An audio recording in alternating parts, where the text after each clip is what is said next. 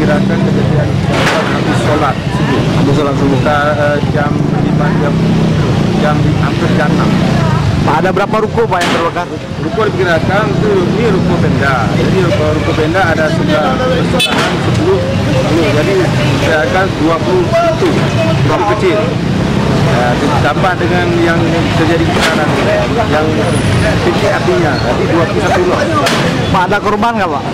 Ada korban nggak dalam peristiwa ini? Kalau korban dalam bentuk jiwa manusia nggak ada, cuma korban dalam bentuk harta yang jadi jualan ada banyak. Kira-kira berapa Pak taksirannya Pak? Untuk taksiran, kalau taksiran bangunan kami kirakan itu lebih kurang setengah miliar. 6 miliar. Belum tambah lagi isi yang jualannya, isi dalam.